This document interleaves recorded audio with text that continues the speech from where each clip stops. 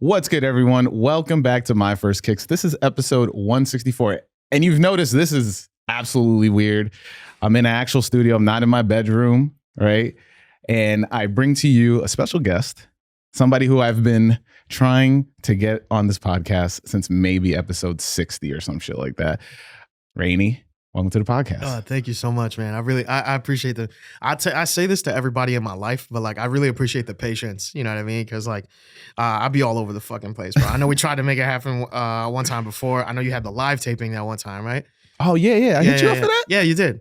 Yeah, and I was supposed to pull up, but I got like sick. Oh, and yeah, shit, yeah. Yeah, it was a whole thing. But this is poetic because like it's episode 164. It's only one number away from like my childhood street. 'Cause I grew up on 165 in the concourse. So I mean, I could push this one back. It happened. I think so. I think it's shit happens when it's supposed to happen. So I appreciate you, man. Thank you so much. Nah, man. Look, so it's funny because a lot of people tell me to email them, and like, I don't know if I should be ranting about this on here, but the one thing talk your shit, bro. Talk your shit, Hassan. but the one thing is, like, if somebody doesn't hit me back, I don't chase them. You have to be somebody that I have to be like really interested in. Yeah. And I've been following you for a minute, and your energy is my energy in general. From the fucking I shouldn't be cursing so early, but from Love and Doom to Kojima, like there's so many parallels that I was just like, nah, me and Rainey would be the best episode, especially in this setting where I can test out what it'd be like to be in a studio. Yeah. And I was just like, you said yes, and I was like, all right, studio episode. Yeah. And so people who aren't familiar with like me on Twitter I'm very ranty. And so when I was trying to find a studio, I was just like $120, blah, blah, blah. So shout out to My Friend's Basement for being reasonable. And shout out to the branding, bro. Like, yeah, My Friend's Basement with the little happy couch. That's fucking sick, dude. It's sick. Shout out to Connor one time making, and Maxim. Yeah. Shout out to the My Friend's Basement guys for sure. So My First Kicks in My Friend's Basement. Yeah. It was supposed to be. Bro, I'm telling you, man, super poetic things happening. You know what I mean? But yeah, you know what I mean? It's us, Kojima boys, Kojima Hive. Kojima Hive. You know bro, you don't know, because like I was holding on to this because I didn't want to message you about it, but I wrote a paper on him. My high school paper. No way, dude. My high school paper, like my final. It was like the final essay. Damn. It was like 15 pages on Kojima. Because I was planning to go to school for computer science to become a game designer, straight up because of Kojima. No shit, man. Yeah. God damn, that's fucking cool, man. Wow, holy fuck. I don't have anything like that because I dropped out of Fordham one semester in because I was like, fuck this. The closest thing I have to that is on the writing portion of like the Regents. You remember the Regents? Yeah. On the writing portion of that, I wrote about fucking Training Day. Yeah. Despite them being like, don't use movies, I was like, this prompt, I don't remember the exact prompt, but I was like, I had just seen Training Day for the first time. I was like 17 or 16 or whatever. And I was like, this is the greatest movie of all time. But 17-year-old Rainey was like, yo, Denzel talking that shit. So the Regents was a wild time, bro. Yo, how you'd be so hyped to pull up just to be like, all right, I'm gonna take this test. Yeah. But then you get the rest of the fucking day off. Yeah. So it's so crazy. And then like I remember like waiting in the hallway for your friends to finish. You know what I mean? And then like the teachers would come out like, guys, can you please?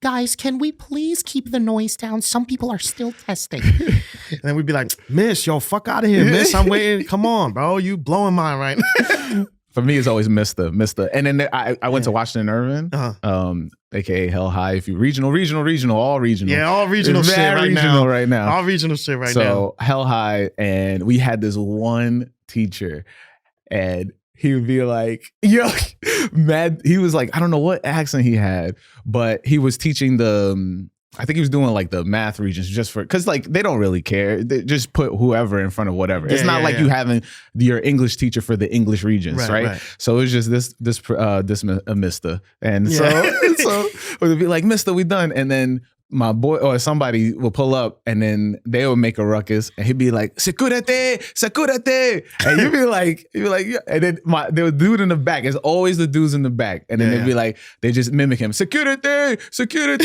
you know that shit. They'd be like, "Yo, mister, why you sound like that, yo?" Cracking jokes and shit. Can't take shit serious. But I'm gonna ask you the question, because you're here to answer the question. And that question is, what's your first kicks? What's that first pair of sneakers you absolutely needed to have? Okay, so growing up poor in the Bronx, I didn't have a whole lot of options. You know what I mean? Because like we kind of just got my mom was very much about the all black policy. Because it was like same. Because it was like, you get one pair of shoes, you get one pair of sneakers this year. Because she was like, you get one pair of sneakers this year, and that's the only pair I'm finna get you. And they had to be all black, always, because like, you know, you can't tell that they get dirty. You know what I mean? Like anything other than all black, you could tell right away, like any little scuff or whatever. You know what I mean? So all black was the policy, right? And I always got,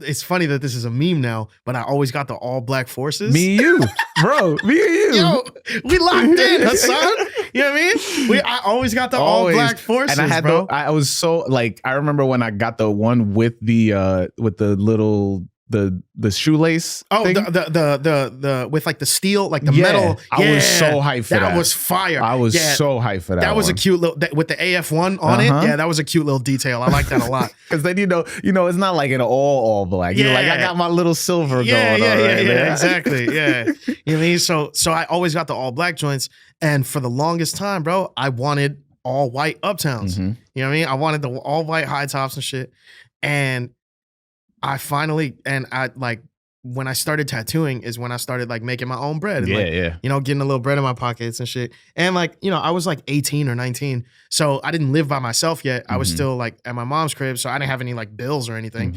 And got a little bread in my pocket. First shit I did, I worked on Fordham. I worked on Fordham Road. So the first thing I did was I walked up the block to fucking City Jeans and shit. And I just copped the first pair of white Uptowns that I could get. And I was like, yo, I did it. Like, that's how I felt. I was like, yo, I fucking did it. They were bro. highs? They were highs? Highs, yeah. They were the highs. Like with the strap on the back? Okay. Yeah, I was outside, bro, you know? So, but there's another pair that are grailed to me because I don't yet have them. But Same. I think of them as like a bougie purchase of like a flex almost. And like, I can't justify it right now in my life, but I know the day is coming where I'll have that fuck you money and be like, you know what? Oh, it's definitely coming. I'll drop the 2 racks for the Doom dunks. You know what I mean? Like the Doom joints and the pigeon joints. The pigeon dunks. I don't know about fire. Pigeons. I don't know if I do pigeons. Dude, I fucking love. If I ever come into, if this podcast ever blows up, you know what I mean? Like if it ever gets to that point, I mean, I have a couple pairs, but I think I have to do Dooms because that's a shoe I would put on immediately, and like I'd be like, "Yo, you've been wearing those for like 6 weeks." Like, yeah, you don't understand. You don't get it. Yeah. I would cop 2 pairs, one to like.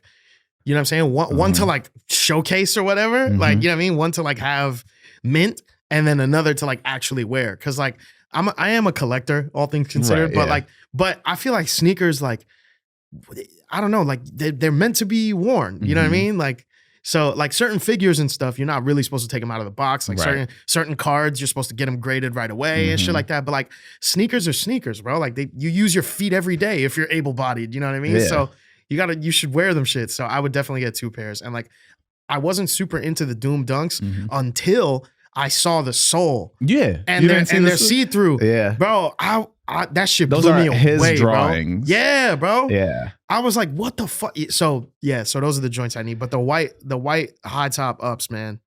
Those were the first pair that I was like, I need these. And like, I actually made that shit happen.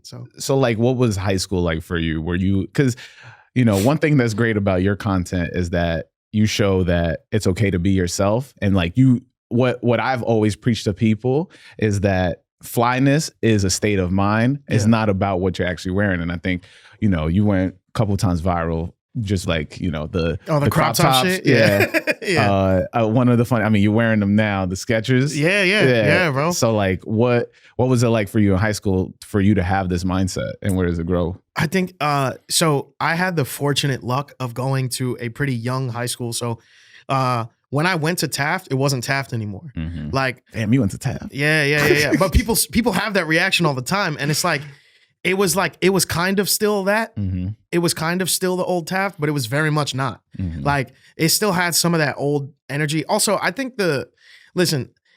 school shootings are not funny. Mm-hmm. Okay, let's just get there. Let's just get that out of the way. They are not funny. But I have been in high school with a gun on the premises, and like nobody freaked out. Like, you know what I mean? Like, it wasn't like, yo, he's got a gun, everybody run and hide. It was like, oh shit, such and such brought a ratchet to school. Like, and then we would go to like the staircase and like we'd be like, yo, what the fuck? Like, what is this? It's a Mac 10. This shit is mad heavy. Like Mac 10. Yeah. And like, how did you get this in here? Because we already had metal detectors by then. Yeah. But anyway, they don't know about metal detectors. Oh my god, that shit felt like the airport, bro. Jeez, that shit felt like TSA in that motherfucker. And it had the conveyor belt joint, and you throw your book bag on there. Yeah. Man, and then it's real, like, wow, hell high. I literally went to prison for 4 years. Like, yeah. They had the gate on they had the bars on the windows and shit. Yeah. No, Taft was like that too. But when I went there, it was no longer like Taft. You know what I mean? It was no longer like William Howard Taft High School. Mm-hmm. It was Taft Educational Campus. Oh, this is when they started splitting up schools? Yeah. When they started splitting up schools. So each floor was a different school. Mm-hmm. And it was 4 floors. This shit was crazy now that I think about it. Like, how they made this work, like from a logistics standpoint, is bonkers to me. But they damn near had 2 schools per floor. Mm-hmm. So like we shared a floor with an all boys school. Shout out to U-Hawk. Shout out to the boys. You know what I mean? I still fuck with some of them guys that went there. So it was our school was Dream Yard. Mm-hmm. Gayest name on earth. Just the most. There's some things are gayer than having sex with men. Calling your school Dream Yard is up there, definitely gayer than sex with a man. But shout out Dream Yard though. I fuck with them. They're still, you know what I mean? I still got connections there. Like, you're a Dream Yard alum. You know what I mean? Yeah, I'm a Dream Yard alum. It sounds like you went to like a hippie school, yeah, bro. You know what I'm saying? Like, hey, welcome to Dream Yard, man. We don't listen, the classroom, what is that? Nah, man. We believe in learning space. My diploma's printed on hemp. Yeah. My diploma, you see this? It's printed on grobble leaf, man. Grobble leaf? Yeah, because the school's in New York, it has to be grobble. It has to be grobble, exactly. Yeah. But no, high school was cool because I say all that to say, like, I was the second class at all in that school. So it had only existed for a year prior to my class starting. Mm-hmm. So it was just us and the sophomores, mm-hmm. no one else. There were no seniors yet. Yeah. There were no juniors yet. The following year, a bunch of freshmen came. Then we became the sophomores, and then you know how that goes. Yeah. So because of that, I didn't really get like there was none of that like traditional high school social hierarchy. Mm-hmm. Like there was none of that like, oh, the jocks sit over here and the nerds sit over here. Like there was none of that bullshit. Like mm-hmm. it was all just like, yo, we're all kind of new here. Right. And like we all kind of just fuck with each other. So like I didn't have that issue of like bullying and shit. In middle school for sure. But like high school, everybody more or less was like kind of allowed to be themselves. Mm-hmm. Like I went to school with like my first experience with like a trans person was in high school. Yeah. And like me and all my friends accepted her.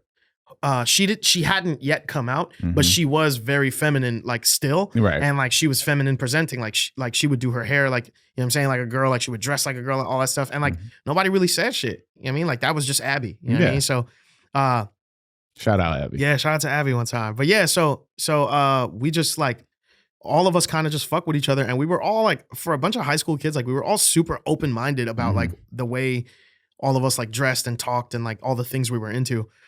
So I have the fortunate luck of not really being bullied for like being into anime or like the way I dressed or the way I talk or like, you know what I'm saying? Or the music I like. If anything, it was a melting pot. It was like, yo, let me put you on to this. And I go, okay, have you read this comic or whatever? And they go, nah, what is that? And then like, oh, here's this manga. Oh, here's this anime. Here's this music. Here's this metal band. So like, it was just like that. Like, it was so fucking cool and like so dope. So shout out to DreamYard for real, actually, for that. For like, you know what I mean? Coming around on it. You know what I mean? Like for like, because they handpicked the students. Right. Yeah. It wasn't based on like numbers really. They would come to the schools and like recruit like on some army shit. So they would be like, yo, we like they would interview us like out of middle school individually, and they'd be like, you, yes, y'all are coming. So they really curated that it's actually kind of I'm realizing I'm like putting this shit together in real time. I'm like, yo, these motherfuckers was geniuses, bro. So yeah, the charter school before the charter school. Yeah, honestly, yeah. So yeah, that's interesting. Like, that's how it affected sort of my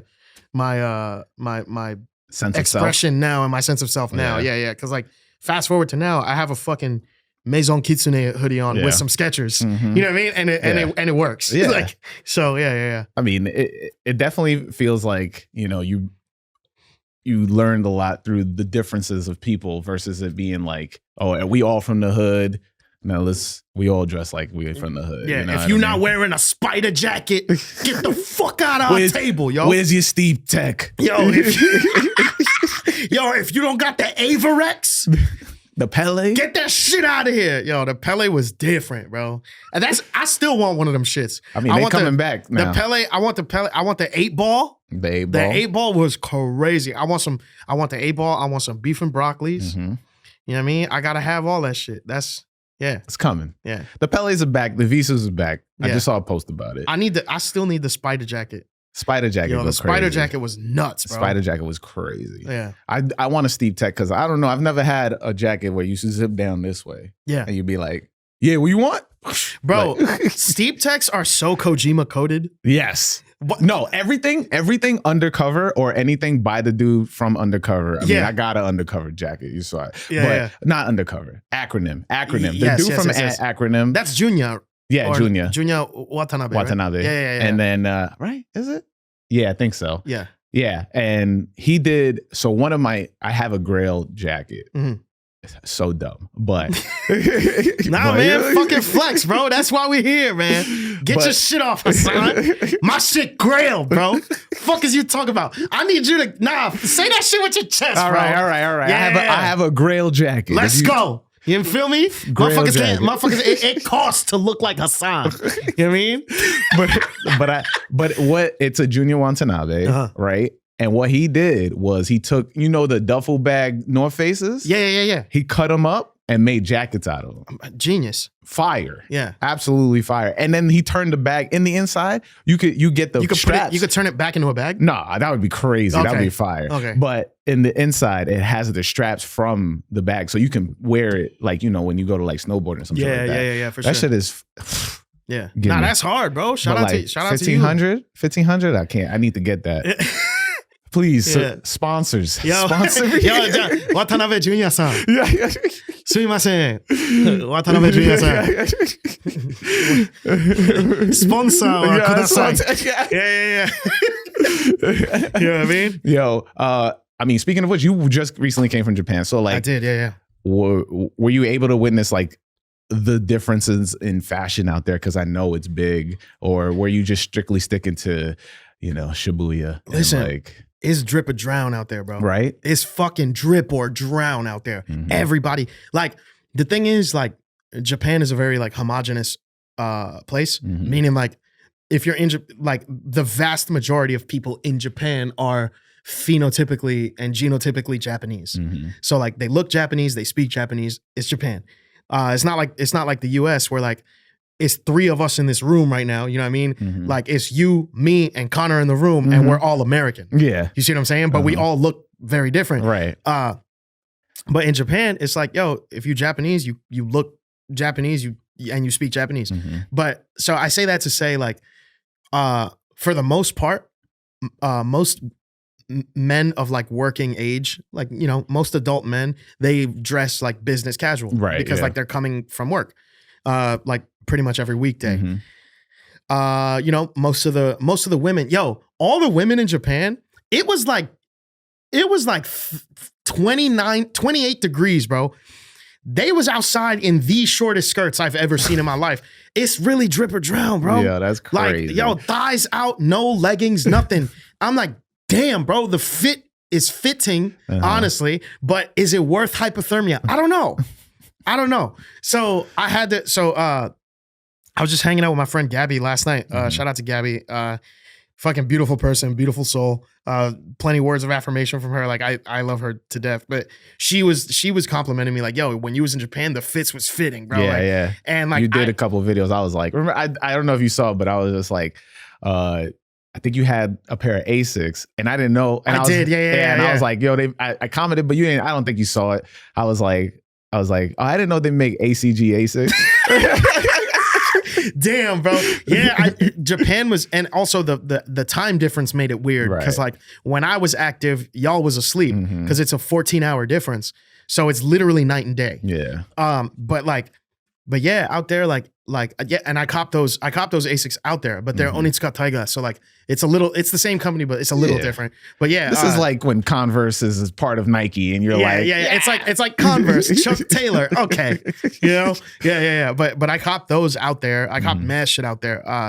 But I was like, nah, I gotta come with some different shit, bro, because like it's really drip or drown out there. Right. So it was really fucking cool. That's sick. You got to see the Gundam. Oh, everybody, both. Both. Everybody that goes out there is like, you got to pay your respects to the Gundam. Nah, everybody. I feel like there's got to be like a secret Japanese cult that just goes out there just to worship the gun. Yeah. Nah, man, it was so sick, bro. It was so sick. Like seeing the unicorn in person, seeing the FOO Gundam in person, like it was really dope. To be honest, like because people thought I was on freaky timing out there, because the OnlyFans shit and all that. Yeah. People thought I was on Kazumi. I love you, girl. Me and Kazumi, we you know what I mean? She said I was lying when she interviewed me. No. Did she? Yeah. Yo, listen, Kazumi, I fuck with you. Love you, girl. But if we had been in Japan at the same time, I'm sure we would have linked and like did something, you know what I mean? But it wasn't that type of trip. We wasn't on that type of time. Really, I was there for 3 weeks. The only thing on my itinerary was Unicorn Gundam, FOO Gundam, Mount Fuji. That was it. Otherwise, no pachinko, no like 6 hours of pachinko. Hell no, man. Nah, man. I couldn't do it because I went out there. You didn't want to Shenmue it, pick up a job, pick up a quick forklift job? Did you feel like, Yeah, man. Nah, I went out there with 1 million yen, which is 7K American, but like 1 million yen is a lot of bread. You know what I mean? So I wasn't about to blow that shit gambling and stuff. Like I mostly spent that shit on food. Like I just wanted the best food. Right. Yeah.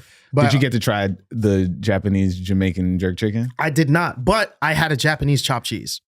Oh, from Daps. From Daps. Oh, from Daps. Yeah. That's what it's called? I know I've seen a video and it wasn't like J.K. Joe being like, yo. Like, it was my like, God, fucking yo, I'm out of Japan. Shout out to Dabs Deli, where you could get an authentic New York chopped cheese. I sound like a member of Mobb Deep, but I look like a game developer. He does not look like a game developer. He dresses like a fucking game dev, bro. No, he does not. Yes, he does. No, he does not. J.K. Joe dresses like a game developer. No.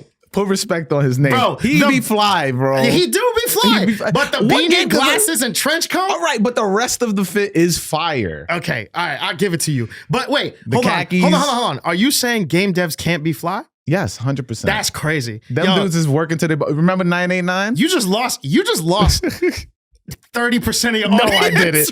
If I have game developers listening and watching right now, I am humbly sorry. If you need me to test your game, I'm down. Yo, if you're a game dev watching this or listening or tuning in, drop the fit check. Drop the fit check so I can prove this motherfucker wrong. Hashtag my first game dev fit. I don't know. Yeah. But no, Japan was fire, man. One thing so like obviously I'm obsessed with Japan. Kojima boys. Kojima Hive. Yeah. So I find it funny because the parallels are crazy, right? Japanese people, early Japan idolized American fashion and American work, like working hard, right? To the point where Levi's you could make bread off of Levi's out here if you just be like, yo, I'm gonna go to Levi's store and then sell it on eBay to Japanese, to people in Japan. Now you go over there, it's all vintage American clothes. And it's like, now in America, so many of anime has become cool. Be in love with Japan now has become cool. That now it's like, oh, we idolize Japanese people who idolize Americans, and it's like this big circle. It's so weird, bro. It's funny you mentioned Levi's because like they're still obsessed with Levi's, and like a lot of like the thrift stores or like the secondhand stores and shit, like they'll have a separate shelf behind glass for Levi's. And like I don't understand that shit because, bro, Japanese denim is way better. Well, like the work that goes into that shit is crazy. Like Levi's is not doing that, but because of the brand recognition and like the staying power. Also, another brand that they really fuck with out there, Carhartt. They are obsessed with Carhartt out there, to the point like, and again, same deal with Levi's. That shit, the Carhartt jeans at the thrift store will be behind glass. Like that's crazy. You go to JCPenney for Carhartt. You're like, I mean, we've got 2 work in progresses. And that's in the back. Yeah. Only serious buyers only. They open the suitcase and it glows like Pulp Fiction. Like they're just there like, look. You know, I know you see all this other workwear. We got the Carhartt. We got the Carhartt. But yeah, from trekking. But from Osaka to Sevilla, like just backpacking Carhartts, bro. That's it. But yeah, it was super dope out there, man. And they are still very much like that. Like they do still value like Levi's. Levi's is a big fucking deal out there. But a couple of friends of mine, they want to start a thrift store out there, and like I'm trying my best to like help them out and like do that. It's slowly but surely. And I know for a fact, and I know for a fact, like I'm gonna ship out a couple pieces to them just you know what I mean? Just so they could say they have it. You know couple Lee jeans, couple of Wranglers. A couple of Wranglers, you know what I'm saying? Yeah, bro. You know what I mean? It don't cost me go to Kmart real quick. Yeah, it don't cost me a whole lot, but for them, they be like, yo, these Wranglers, bro. Because they don't got that shit out there. Yo, you know what I found out too? What? Out there in Japan, a covetous item is the Trader Joe's tote. No way. Yeah, because they don't have Trader Joe's out there. That's crazy. So, they don't got no I'm trying Trader Tanaka's out there? No. They don't. Yeah, they don't. They don't have Trader Nakayama out there. They don't. But I was trying to think of a J name. I don't know. Trader Josuke? Yeah. Wait, that made Trader much sense. Yeah, but they don't got that out there. So naturally, the tote bag goes crazy out there. It's like a statement piece. Like, yo, I got this Trader Joe's tote. That means like, I mean, a couple shops carry it or whatever, like but it's very rare. Yeah, that's like the what's the expensive brand, the expensive supermarket? What, Whole Foods? Martin's? Well, Erewhon. That's like Erewhon. The Erewhon tote. Or the Erewhon hoodie. Yeah. That's like what they gotta find. They'd be like, okay, you know, now you know you in Japan with the Erewhon hoodie. Now you know what's up. Yeah. When did your like? So you are, I don't know. You are a man of many, streams of content, right? When was the moment where you were like, all right, this is what I'm gonna do? Vine. Yeah. Vine, because Vine made that shit. Vine made it easy. Like Vine was like, yo, you have 6 seconds to be funny. Yeah. And like that was it. Like that was their whole philosophy. You have 6 seconds, go. Yeah. And motherfuckers was making fucking movies on that shit. And I was like, okay. And then a lot of them have fell off though. Oh yeah, for sure. For sure. A lot of motherfuckers fell off of Vine. But like King Batch is still going though. Yo, God. Yeah. Shout out King Bach, I guess. It's Bach? I thought it's Bach. It's Bach. Yeah. It's Bach, like the composer. Yeah. But yeah, so but it was Vine, because like Vine it made it easy. They streamlined the process. And also at the time, Twitter had a Vine camera. Yeah. I don't know if you know this. Now they don't. Now you got to upload the final video and then crop it to your liking. But back in the day, you could hold the button down, start to record, and then let it go to stop. So that start and stop, like Vine style sort of camera, helped streamline a lot of content. Cause I could make the shit right on Twitter and then just hit post. And the fucking pronouncing things like a Dominican, like that shit went stupid. My favorite on Vine is this turned me around on Brendan Urie was metal. Was it? What he called it? He called it Screamo Sundays or some shit like that. Yeah. And he'd be like, and I'll be like, that's what I'm talking about, being in the pit with this one. Yeah, goddamn. Man, Panic ain't got no songs like this. For real, yo. Yeah. But yeah, it was Vine. It was just like how easy it was to make content on Vine. It was like, yo, this is cool. And then like the success of like pronouncing things like a Dominican, like that was cool. And it was just like me picking things up and like being like, oh, Nintendo, despite it being an Xbox. It's like, and like that resonated with a lot of people and that got me a ton of followers and stuff. And then that was the start of it. I mean, you were tattooing, right? At that time. And you're like the progression of like, okay, like, I don't know. You still tattoo, right? No. No? Okay. No. I pivoted to entertainment after COVID. I mean, nobody's been like, yo, hook it up in a thigh. A couple people have been waiting for me to like make that return. I think when I'm in a place where I'm comfortable, like taking private clients and just working on an appointment only basis, I'll feel a lot like safer about it. Cause I stopped tattooing like during COVID, right? Because it just wasn't worth putting my sons at risk, because I had gotten COVID at work, and that really pissed me off because it was I feel like I would have gotten it regardless, but had they had people at my work, I won't blame the shop because it wasn't the shop's fault, but had people at my workplace not been so careless, I personally feel like we would have at least had a higher chance of not getting it. And also like tattooing, aside from like being an RN or like or an EMT or something, like aside from the medical profession, low key, like working like sanitation or tattooing is the most dangerous job you could fucking have in terms of COVID, bro. Cause I'm leaning over people working with bodily fluids all the time. They're sweating when they're getting tattooed. Some people like have thin skin, they bleed. You know what I'm saying? So I was like, yo, this shit is not worth it, bro. Like, it's not worth coming to work, tattooing a bunch of people in a day, not knowing the vectors that they've been in contact with, and then potentially bringing that shit home to my fucking 1-year-old son. Fuck out of here, bro. No. And then around that time is when I got the Jesus and Mero offer. So that's when I made the pivot, and I was like, yo, I'm out of here. Like, I mean, entertainment. It was fire. But you were also making content. You were doing TikTok too, right? Yeah. Still like all at once. Yeah. Which is wild. I don't know how you do it. I mean, I do it. I try to do it now, and I'm like, I can't. But you also, I think that you put in the time, like I said, the first video I found was the Doom video where you were like, yo, you had the mask. I saw the mask on the wall, and I was like, follow. Oh, thanks, man. Thank you, man. Yeah. It's the details, you know? Shout out to Larry June. Details. Got it. Numbers. Yeah. Tangerines all day. Yeah.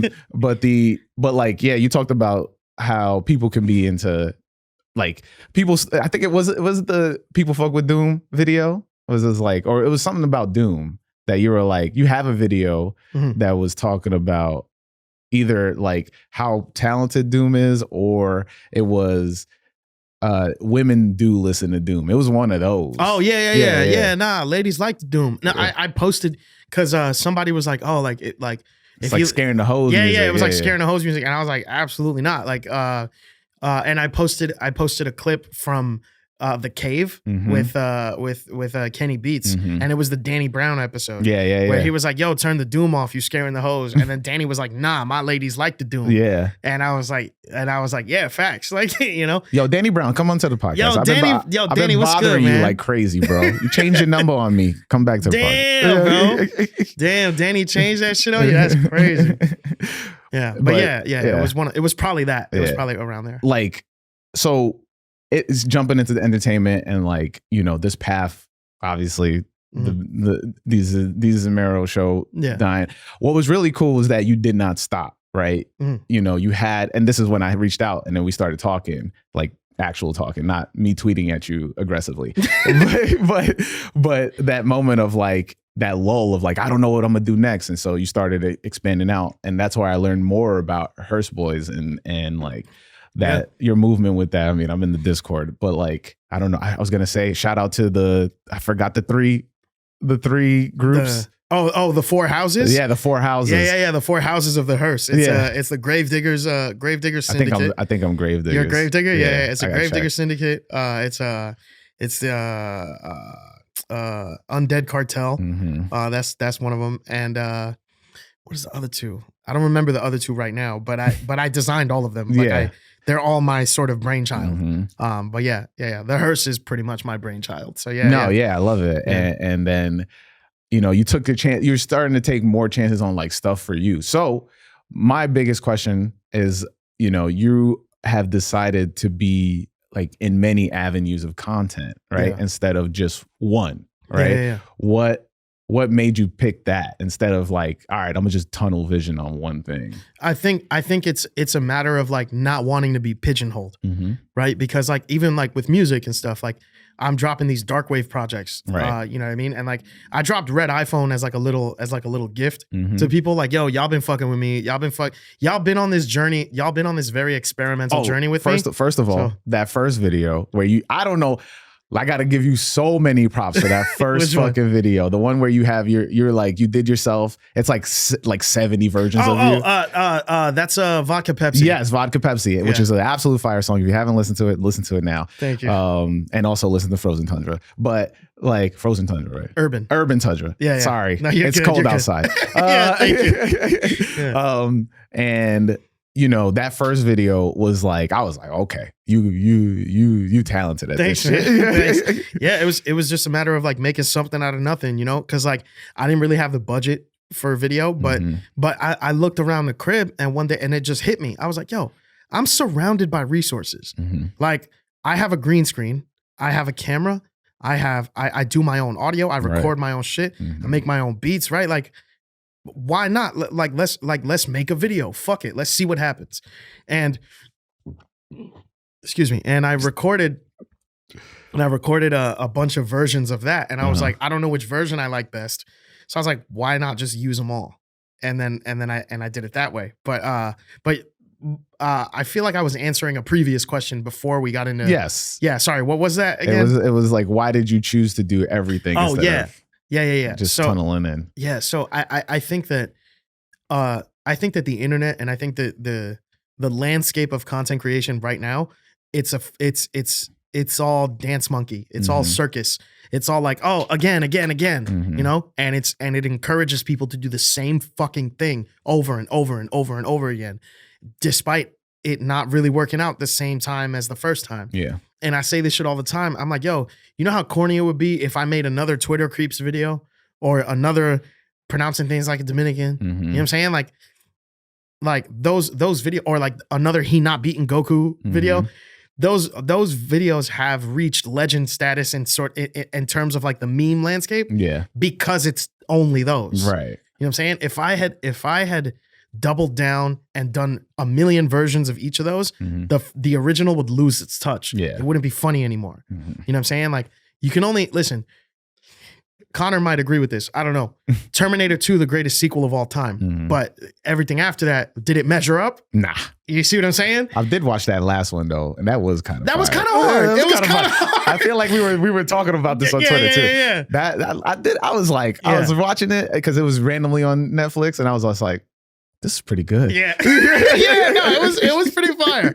I like the idea of like, what is a human? You know what I mean? Like, yeah, because Terminator never really got into that. It was more just like Arnold blasting shit. But anyway, I say all that to say like, I just didn't want to be pigeonholed. And it's the same with the music. Like, I got into this dark wave shit because that's what I wanted to make. I make goth music because that's what the fuck I want to make. And if you're along for the ride, cool. And if not, that's also fine. Right. Chances are I'll probably make something you fuck with somewhere down the line. You know? So I just and And the way, like what you were saying before, where you're like, you got into content creation, but like, you know, it's like, it's proven difficult or you know what I mean? But boring for me. Boring, right? Yeah, okay.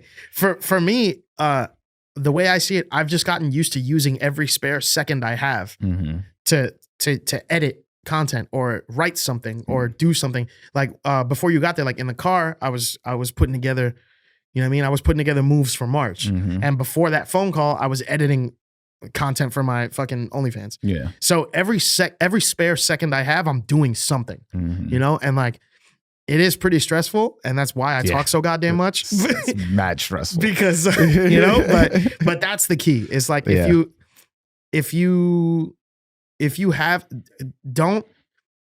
want to have tunnel vision and you want to focus on one thing, on one area where you know you're successful, like if you want to Joe Budden the shit, where it's like, yo, we like listening to you talk about the music industry, about your status as a famous person, about your adjacency to Hollywood, right?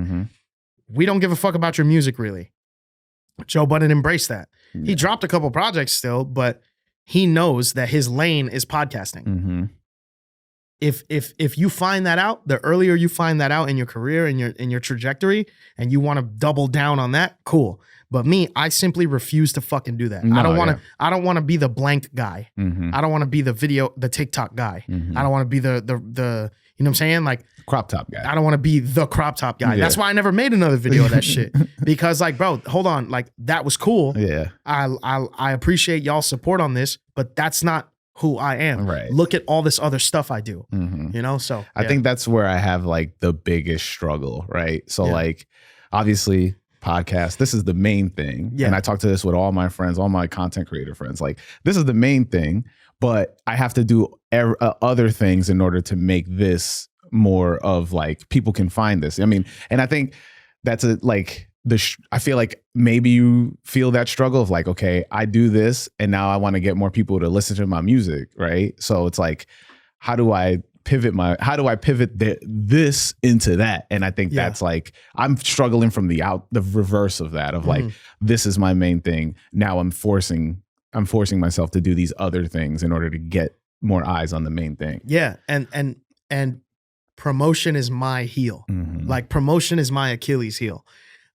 My two biggest hurdles is that I don't like going outside and I don't like promoting. I think promoting feels artificial to me. And it is, right? The nature of promotion is like, so like when I make a song, I'm very excited about that song, right up until I drop it. Once I drop it, I'll go back and listen to it and feel that excitement again. But trying to get other people to care is very hard for me. Yeah. Because like, yo, I love what I do. And once I put it out, if you find it, fantastic. Right. If you don't, oh well. And this idea that like you have to participate in this rat race to sort of get visibility is so lame to me. Absolutely. It's because like, all right, gotta get up and make another TikTok with my fucking song in it. And like, you know what I mean? And it's not that I'm tired of my own work. It's just that, yo, the process is fucking, it's inorganic, bro. Yeah. Like it doesn't, I don't know. It like my music doesn't exist for the purpose of a fucking TikTok or some shit. And like the state of music like that is defined by TikTok a lot. And like, I'm not going to get on my soapbox about this, but we don't got enough time. we don't got enough time. But listen, the kids do not know how to make a song longer than 1 minute and 40 seconds because they're making that shit for TikTok as opposed to making music that they feel they need to make. It's like Dark Summer, Solemn Autumn, Urban Tundra, and then later Sullen Spring. Bro, I needed to make those projects. You heard it here first. Sullen Spring. Yeah, that's right. Yeah. But that shit needed to happen. I needed to get that release. Yeah. These kids are like, oh, this shit gonna go crazy on TikTok. That's whack as hell to me. I'm sorry. Yeah. Like, I mean, but you're influenced by the people who put in that extra work, like underground hip hop. Yeah. I mean, yeah, I don't know how much. Quaz, fucking, you know what I mean? Dilla. You know what I'm saying? Like New Job S. Like, I think that's so crazy, bro. Nujabes and Dilla having the same birthday. It's absolutely wild. And I don't want to misquote, but I'm pretty sure they died the same day too. No, they didn't, right? Okay. But yeah, that would be absolutely wild. That would be nuts, bro. But them having God the same, was like, nah, you guys get them, and then nah. God was like too much fire. Yeah, I mean, it's wild how. Little quick tangent, because I mean, you're naming people I absolutely love, and I mean, it's absolutely wild that Nujabes created lo-fi, but never got to like experience what it became. Right. Yeah. He got the like taste of it when Samurai Champloo first started, and then people were going like, "Oh my god, the soundtrack is crazy! Is crazy, bro." In Japan, I went to Tower Records, and I bought a cassette player, and I bought Metaphorical Music by Nujabes. Yeah. I cried. Yeah. Because hearing that shit on analog is so different, bro. And like all his friends, they all just rap about like how beautiful life is. And I'm like, friends with Substantial. Oh, so, that's hard. That's so cool. Damn, okay, life flex. He said, you know, baby, hey, shout out Substantial right quick. Shout my out Stan. Personal homie. Yeah.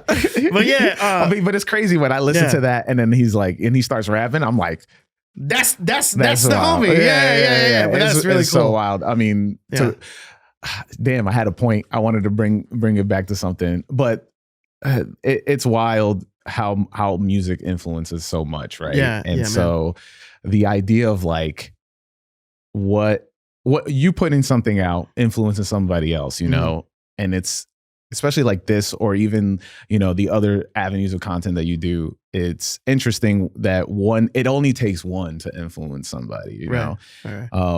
And I mean that in a good way versus where it influences you to actually do something. Yeah. And it's tough when now everything that we see is more about keeping you in a state of vegetation. Yeah. You know, where we can't share stories. Nobody wants to share nobody's story no more. Like, you know, it's tough, man. Nobody wants to share anybody's story. And then like, it's weird because like you'll get people would rather tune in to some bullshit that their favorite artist put out for years. Yeah. Like year after year after year of just dud after dud after dud. Your friends, people you are friends with, are making cool shit right under your fucking nose. And like, you're reluctant to support them, reluctant to listen to it, reluctant to peep it, reluctant to go support, in favor of like being disappointed by these people that don't need your clicks, don't need your streams, don't need your support. They're already on top of the world. That shit never fucking made sense to me. Yeah. That shit never made sense to me. And like, that goes for every avenue of creativity, like podcasting, right? Like, yo, if your boy got a podcast, you already know what the fuck Joe Budden finna say. You already know that. Go listen to your friend's shit first, bro. And like, if it sucks, okay, cool. That's fine. Let them know. Yeah, let them know. To be honest, let them know. I've been asking a lot of people to be like, yo, tell me what I need to do. Like, tell me what would keep you listening. Yeah, no, and nobody does. Nobody pulls up and be like, yo, bro. It's like tough. with Victory Light, like I've had Victory Light. Yeah, shout out Victory Light podcast, iHeartRadio, anywhere you get your podcast. You feel me? The craziest ads. But but yeah, even with Victory Light, like you know, I've been told, yo, don't listen to the comments, don't listen to Reddit. They're miserable on there.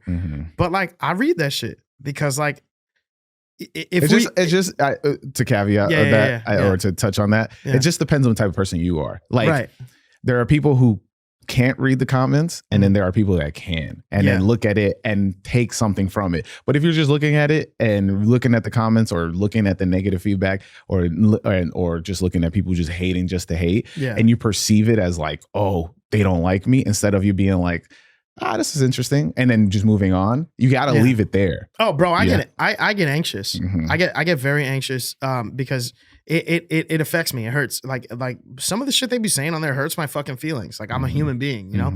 But I also take that as construction and like constructive criticism. And I'm like, okay, like for example, like somebody like on the subreddit was like, yo, Rainey, like shut up. They were like, Rainey, shut up. Let Liz talk. And I'm like, damn. And I go back and I listen. I'm like, damn, like I maybe I am talking too much. So no, you're doing fine. Thank you. I'm gonna tell you straight up. I'm listening every week. You're doing fine. Thank you. I appreciate it. But when I came back from Japan, I was like, okay, let me dial it. Like those 2 episodes, me coming back, people had a lot of negative things to say about me.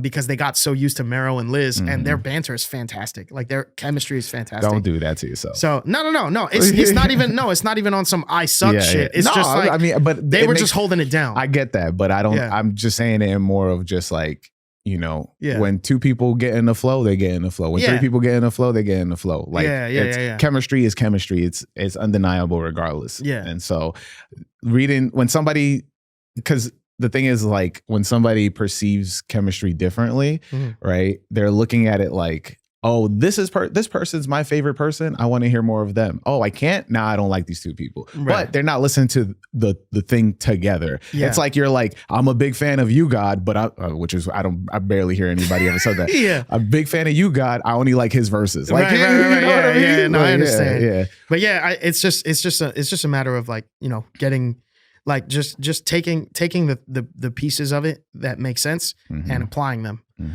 But we're getting down to the wire. I know. Here. I was just about So let's go lightning round. Is there anything else you wanted to touch on? And I'll answer it super quickly. Let's go. I have an ending question. Okay. Okay. All right. So I want you to visualize the moment when you were a kid about to get some Blackwear Forces, right? With the silver thing on with the silver tab on it. Silver emblem, yeah. So now you're you behind yourself, your younger self. What would you tell your younger self as they open that box? Don't do anything different. That's fire. That's it. That's what I would tell them. Don't change anything about the person you are. Don't change anything. Like, the motherfuckers in the winter, leaving middle school, they're gonna follow you all the way up the block and throw snowballs at the back of your head. You're not about to do nothing because you're a scared little dude. There's 6 of them. You know what I mean? And you're embarrassed because nobody's helping you.